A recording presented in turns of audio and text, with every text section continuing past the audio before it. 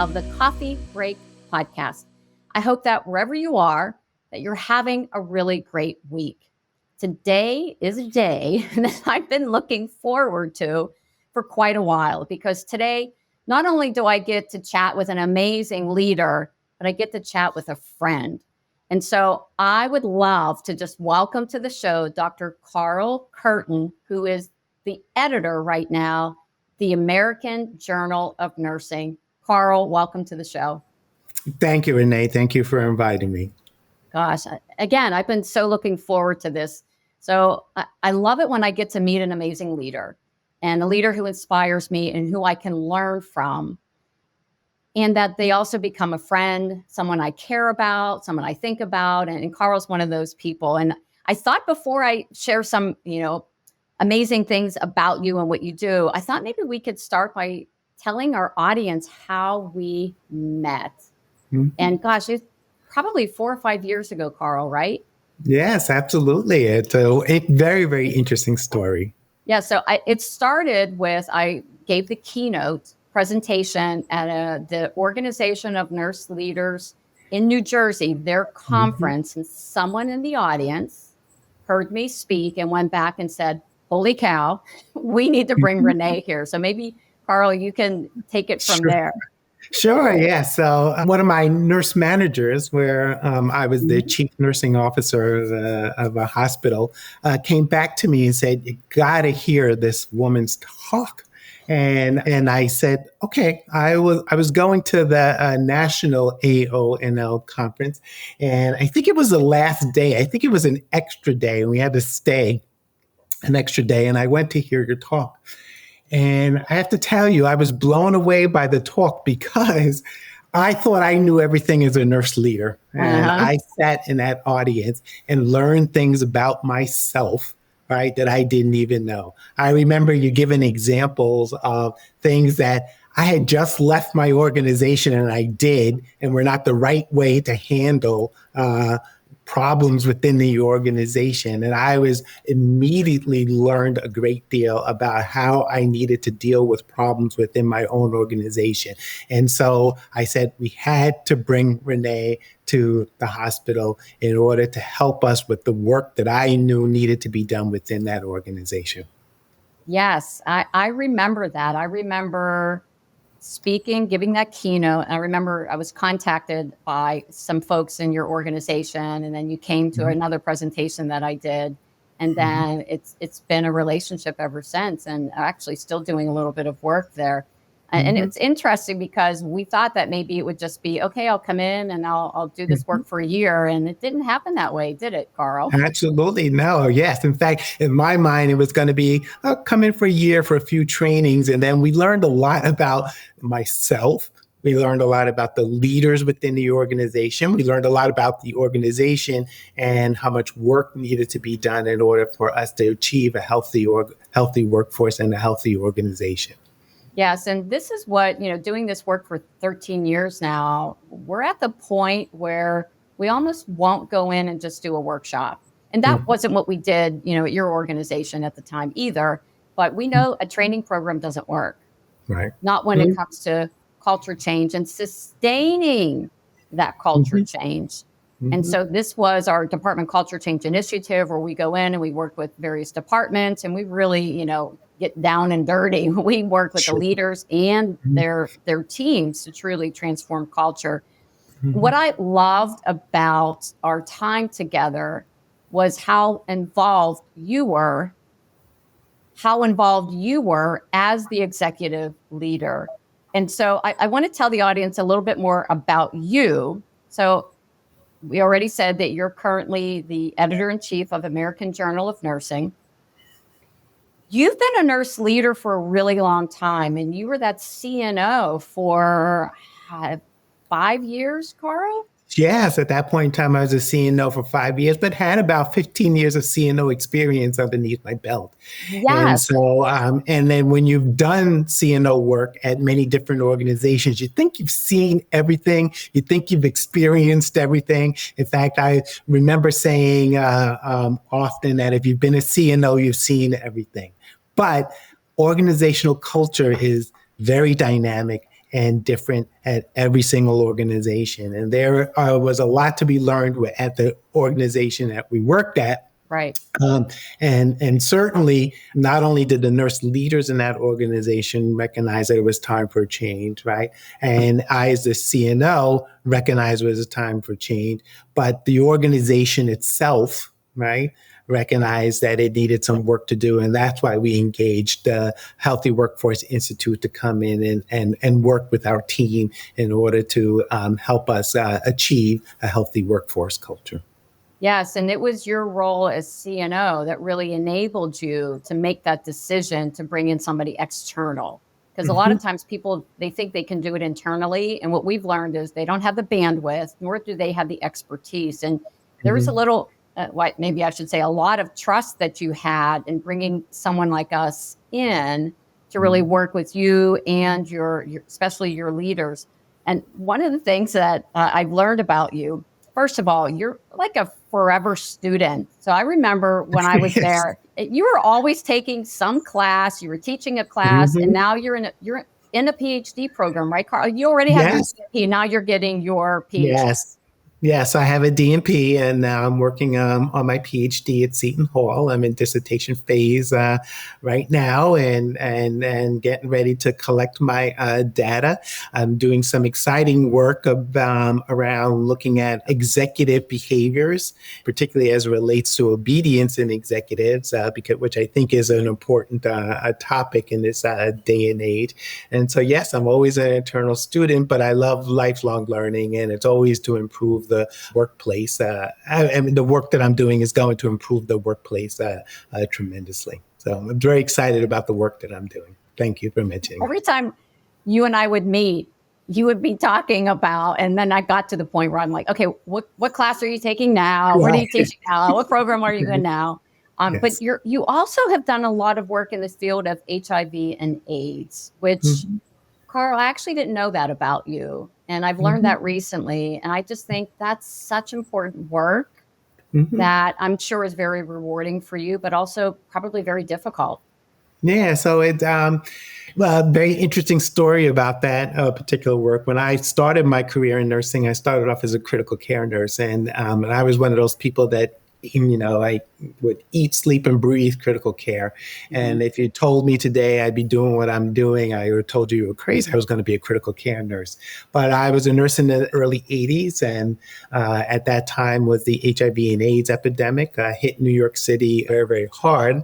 I went to school to become a nurse practitioner and wanted to be a critical care nurse practitioner, but all we could find was an HIV and AIDS placement for me. And I went to work with nurse practitioners that ran the HIV and AIDS service at St. Vincent's, which is a hospital that's now closed. And just doing that experience changed my life because it was at the very beginning of the HIV and AIDS epidemic. So it was something new, and I always love learning new and interesting things. And then I got to meet the patients and their family and all of the issues that are emerged. And I just fell in love with the specialty. And then I became immersed in the world of HIV and AIDS. I worked as a nurse practitioner. I was head of the professional organization on both the local and the national level, got to travel the world. I did some research on AIDS vaccines. I got to spend time in Africa.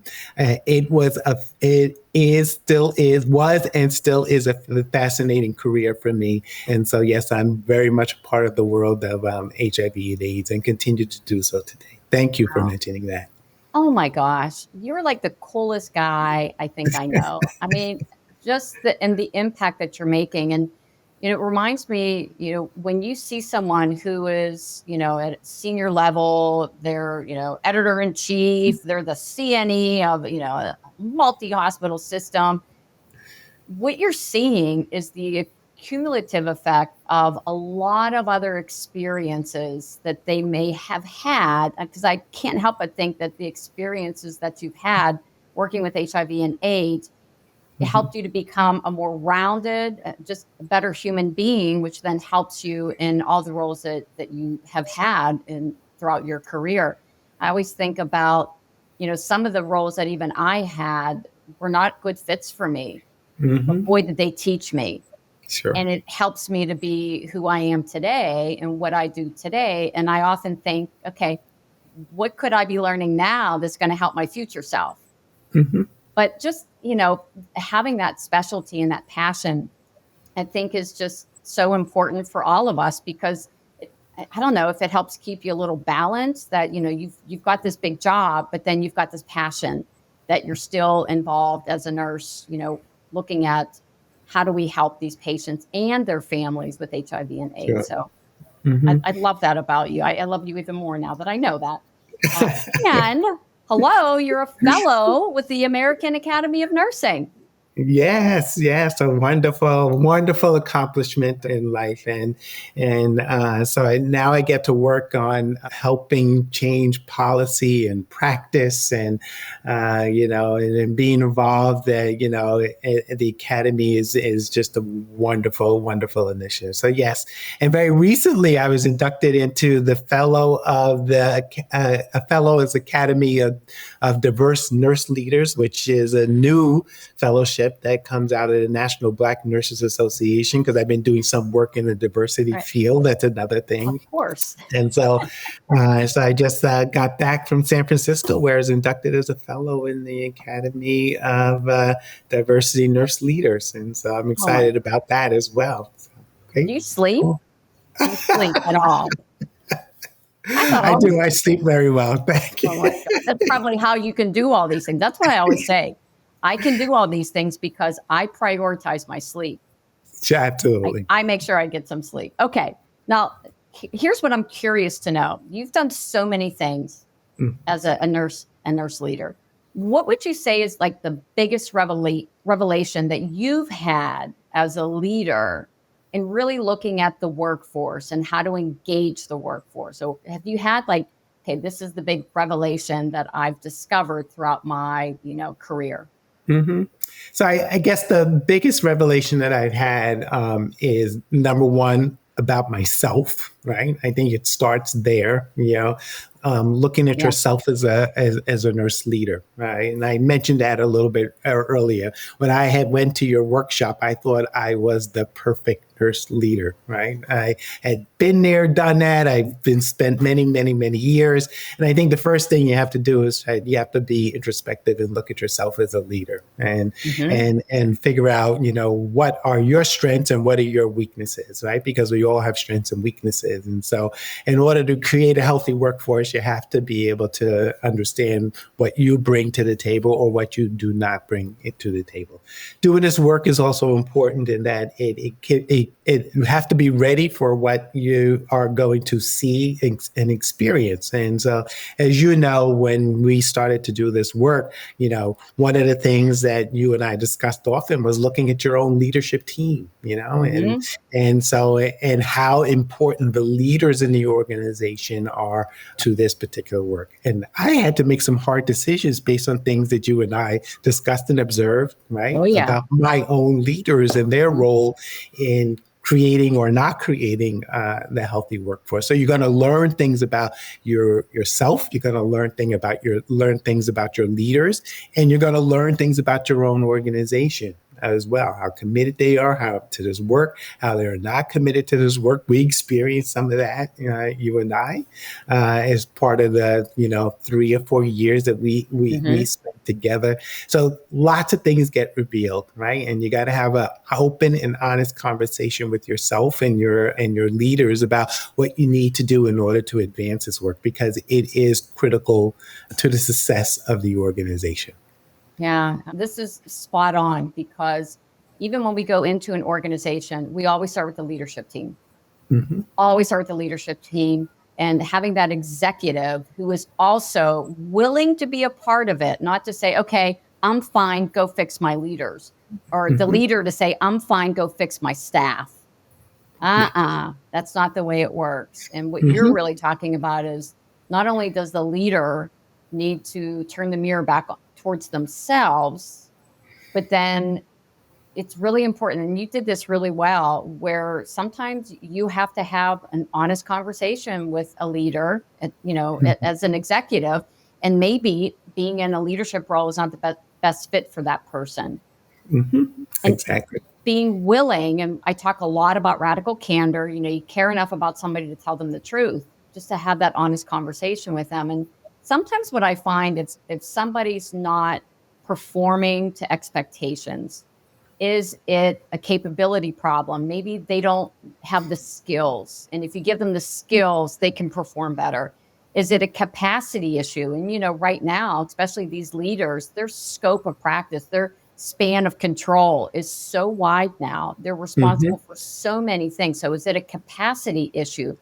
Or is it, and this is going back to what you said, is it something involving emotional intelligence? Do they have the self awareness?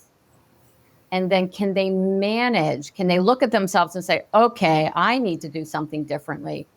But then how do I manage that? And there are some leaders who do really well with that, and others just aren't able. And I remember there were a couple of leaders that we said, okay, we're going to start working with this department and this leader. And I had my concerns. I'm like, I don't know. This leader doesn't seem to really want this. And we have found that if a leader's not hungry for this, sometimes it just doesn't work out as well because you need the leader to be engaged. But we were able to have conversations about them and then look at what support do they need, not only from us, but from the organization, from you and your team. And some of them really surprised me. They were able to step up, and there were a few who weren't, but it's having those conversations and having the leader be willing to look at themselves as maybe, not to say that they're part of the problem, but they need to become a different leader. And you've done that really well. I would agree. And so, but obviously you need support in order to do that. You need the right tools, the tips and the techniques, the coaching and the mentoring.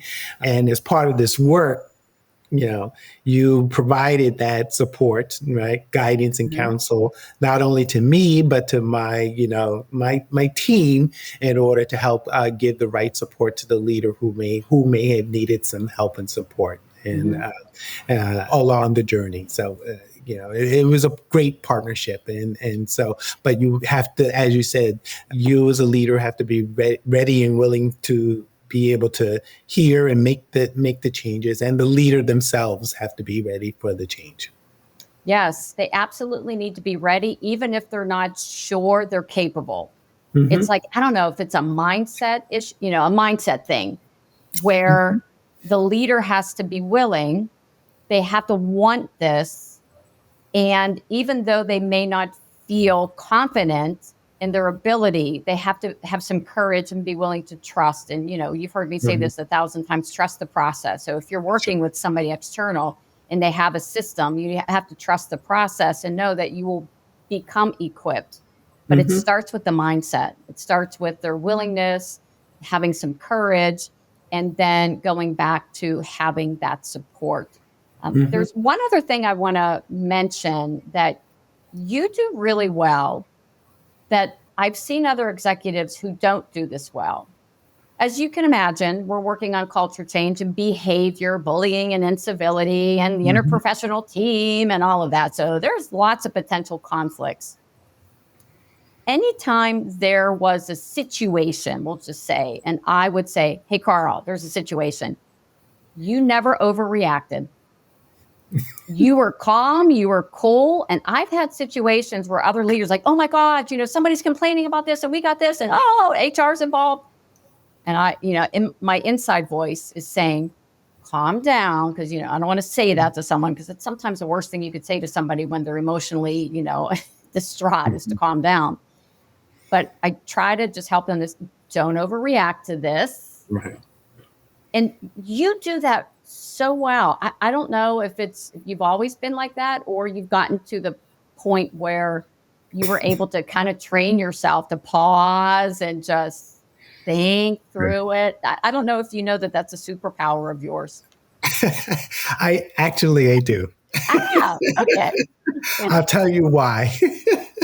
I remember very early in my career when I first became a nurse manager, someone had came to me one time and said, said something similar to what you said. They said, you approach everything with such equanimity.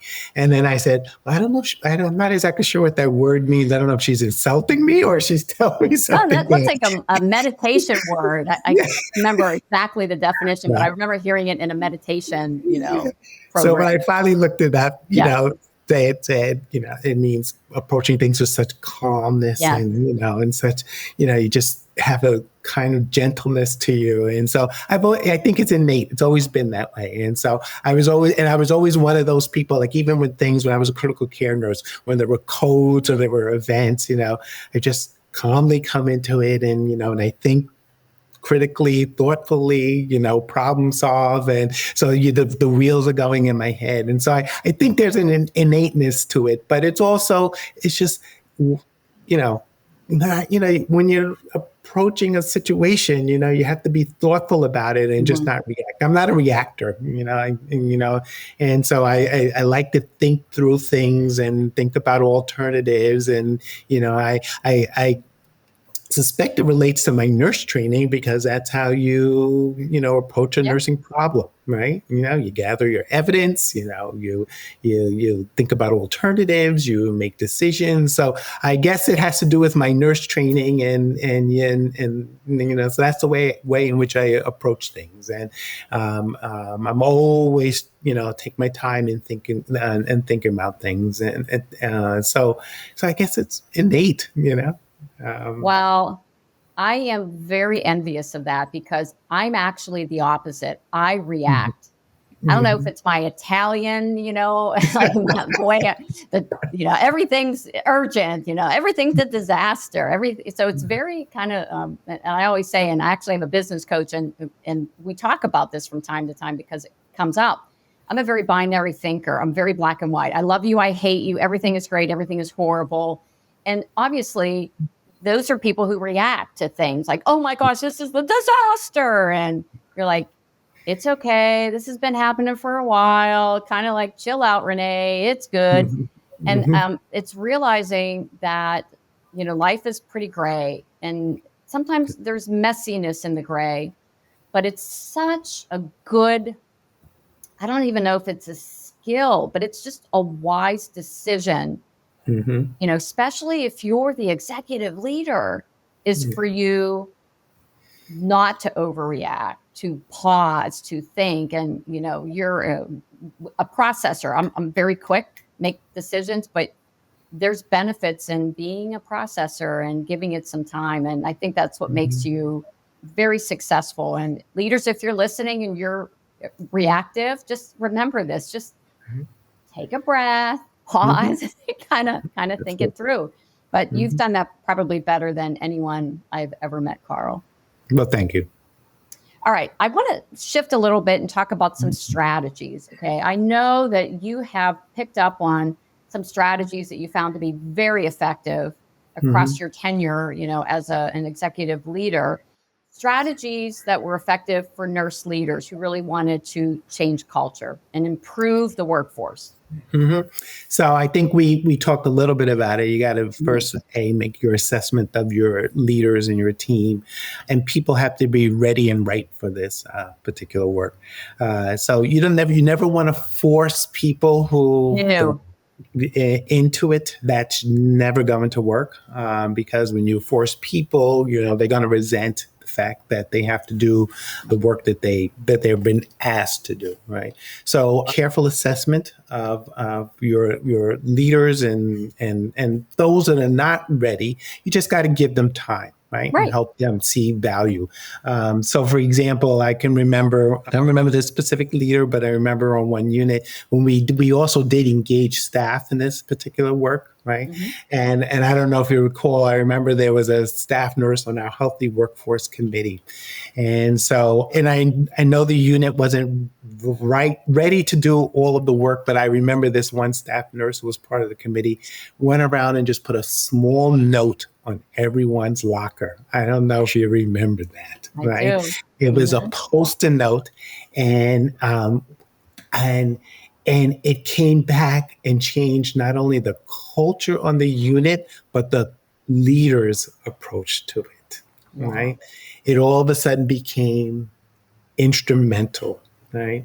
Just that one small thing. So sometimes you just need a small nugget, right? In order to help move that particular agenda forward. And I never, ever forgot that work that nurse did just by putting a small note on everybody's locker, something as simple as, I hope you have a good day today. Right. Yeah. And I believe there were tears around that, Yep. like people who were the hardened, staunch, I'm never going to change other Resistors. people. Right. They changed. Right. So sometimes it's a small thing. And then they could be big things. Right? I remember on what I was a big rounder on the units, right? Because we had a lot of work that was being done across the units. And I remember going to the neonatal unit one time. I had no idea that this was happening. There was a big white sheet of paper on the wall, right?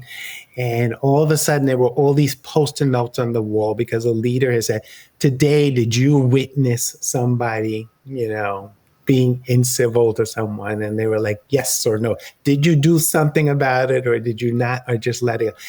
The most impactful thing a strategy that this nurse manager used in order to help change the culture. I don't know if you remember that one. I have a picture of it. Yes, I do. It is wonderful. And for the nurse leaders out there, I hope you post it. Hope you can post it sometime. It was the most amazing thing that I have ever seen to change culture on a unit. It's to this day, it still gives me chills, right? Yeah. So it's these kind of strategies, and I have to say, we would never get there without the wonderful work with Renee and her team to help us get there, because these nurse leaders were just embraced this work and created these successful strategies that changed these cultures that changed culture on a unit. So I give thanks to Renee and her team in order for helping us on that journey. But small things can change culture, and big things can change cultures. And Renee and her team certainly helped our leadership team get there through these successful strategies.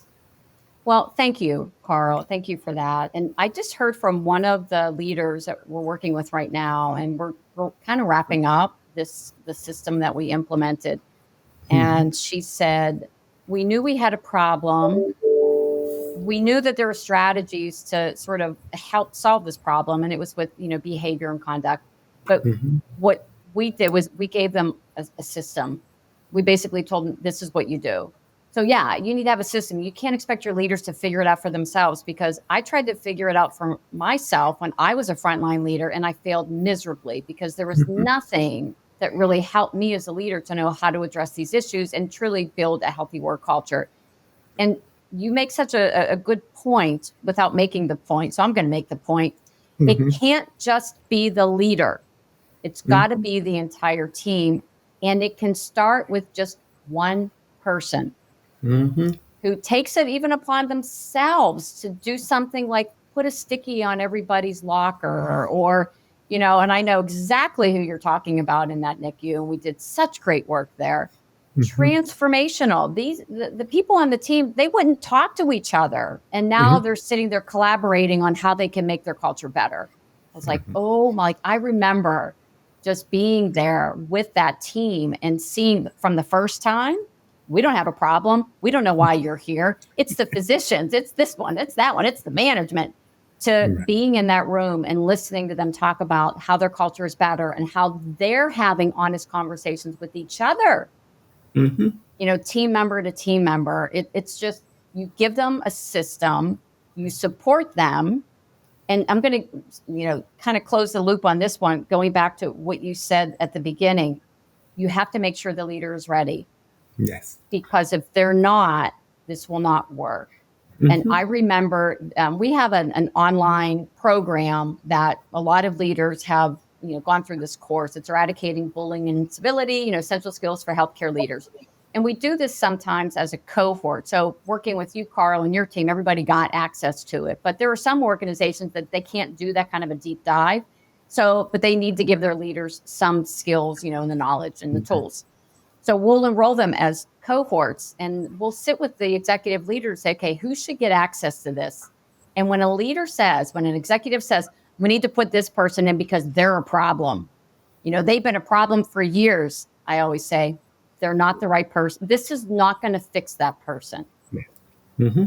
You want to implement our system in a department where the leader's truly a problem.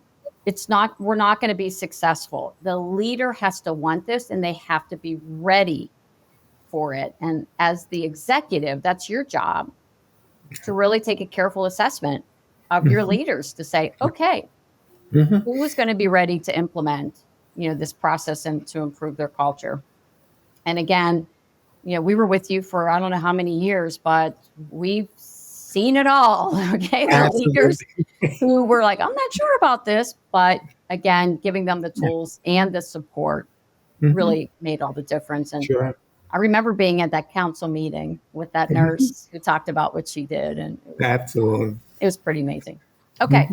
As we wrap up, Carl, what would you say? Like, what advice would you give a nurse leader who maybe listens to this? She's, a nurse leader is listening to this right now, and they may be thinking, oh my gosh, yes. We need to do something to improve our culture. I need to be a better leader. What advice would you give them as they start to focus on this type of work? So I think the first thing that I would say is that it's not, as we talked about before, it's not have someone come in and do trainings and everybody sit in the classroom and learn what bullying is, civility and workplace culture, and then everybody go away and think they solved the problem. All right. So that's number one. This is not a training that you just attend and think you've solved your problem. Right. It does take work. Right.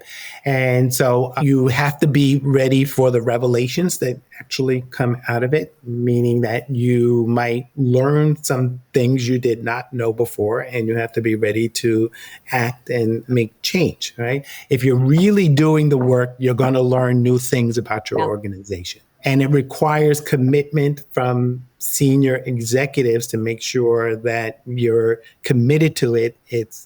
And you're staying connected to what's going on within the organization. I will say there were things that were going on in the organization at the same time. COVID. Yes, remember? Yes. Remember? And then Renee would not show up at my door or show up at my door. And I remember then we had to pivot because, Renee couldn't come anymore, couldn't get on a plane and come. But we managed to, pause for a little bit, but we got back on track. So you got to be committed to the work. And so even during COVID, we remained committed to this particular work. That's how important it was for our organization.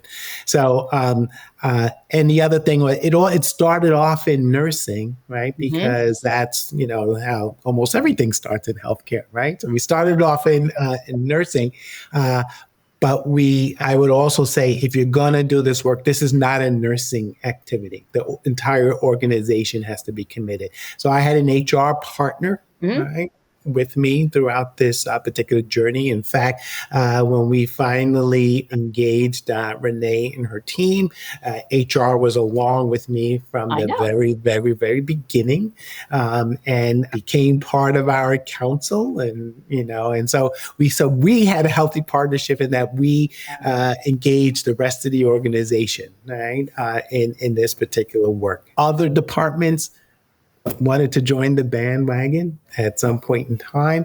I will even say during Renee's engagement, we've had changes in CEO, and every CEO of the organization continued their commitment to this work, because the day the new CEO walked in that door, I was in the office and talked about how important this work was to the particular organization. So we stay committed through CEO change, through COVID, and even a CNO change, because you're still working. Right, you're not there now. Right.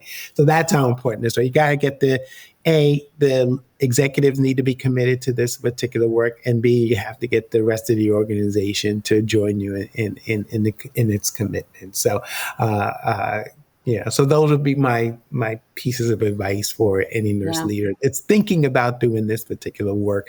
You got to have commitment. Oh, and of course, the whole entire organization. I remember my first visit at your hospital, and we did a lot of focus groups. We always say before you can solve a problem, you have to fully understand it. So we Mm-hmm. met with everyone. We met with nurses, we met with housekeeping, Delicious. Mm-hmm. radiology, we met with everyone, leaders, everyone. And we kept hearing this, it's just going to be another flavor of the month. Give it time, this will go away too. Because that's what Yes. happens. People get all excited about something, and then something else happens, like, okay, a global pandemic. And you're like, Mm-hmm. okay, we're going to put that on hold. One of the things that made this work, despite all the changes and challenges that you mentioned, is that even though we slowed down during COVID, we never stopped. Right. I always say you can slow down, but you can never stop. Once you put, Mm-hmm. say, healthy workforce as a standing agenda item in your meetings, it can never come off. Mm-hmm. Okay. Even if you're only going to spend 30 seconds on it. Okay. It can never, because as soon as you take it off, as soon as you put it on hold, then it becomes another flavor of the month. And I don't even know if you know this, Carl, but one of your leaders who we were working with, her department, because, of course I said, hey, if you just need somebody to talk to, please, anytime, I get up at 5 o'clock in the morning, feel free. Well, she called me. It was 5:30 in the morning. Mm-hmm. And she said, I just pulled off on the side of the road. I need to talk to somebody before I step into work, because Mm-hmm. I feel like I'm kind of at the breaking point. And I talked her off the ledge for, 45 minutes. We just talked. All right. And she was able to just kind of, because I'm not there. I'm an external person. It's easier to tell other people, what's going on. And so she was able to do that. And Mm-hmm. to this day, her department is extremely healthy. I have some pictures from her department on some of the things that her champions are still doing. And Mm-hmm. it was just, she was willing to, reach out and get the help that she needed. And that's another big piece of this too. As an executive, your entire executive team, they need to support something like this. But these leaders need to reach out for it too when they need it. Like they Sure. need to reach out. Well, that's a wonderful story, and it speaks to your impact and your importance to an organization when you do this work. So, Oh my gosh. that's a wonderful story. I got off the phone with her and I cried. And I thought, here I am complaining about my life right now. And I'm in my house and I'm, I can't go out travel. I can't. And I thought, boy, did that put it in perspective for me. And so it was maybe a gift to her, but it was a gift to me too, to feel like I was doing something to help, because, Mm-hmm. For a lot of us who weren't in those hospitals, we kind of felt like, helpless. What can we do? So that was a really important moment for me too, and helping me feel like I was doing something to help. Mm-hmm. All right, Carl, if somebody wants to connect with you, what is the best way? Sure. So the best way to connect with me is on LinkedIn. Okay. You can find me, Carl Kirton, or you can just go to the American Journal of Nursing website, ajn.org, and you can find me. My email is on that particular website. So probably LinkedIn and American Journal of Nursing website are the two best places to get in touch with me. Awesome. We'll make sure that we have that information in the show notes for any of you who want to connect with Carl. I'll also put in there the course that I talked about, and also the program that we implemented in the hospital where Carl was the CNO. If you're interested, take a look at it. And, certainly you can reach out and we can hop on a call and we can talk about whether or not this is a good fit for your organization. So, Carl, I just want to thank you for being here. Again, I was so looking forward to this, because I think the last time you and I saw each other was at the academy, at the conference that they had. And we were talking about you becoming a fellow and how exciting that was. And so I even have a really nice picture of you and I at that conference. And so it's really, nice to kind of see you, at least virtually right now, but hopefully we'll be able to see each other in person soon. Yes.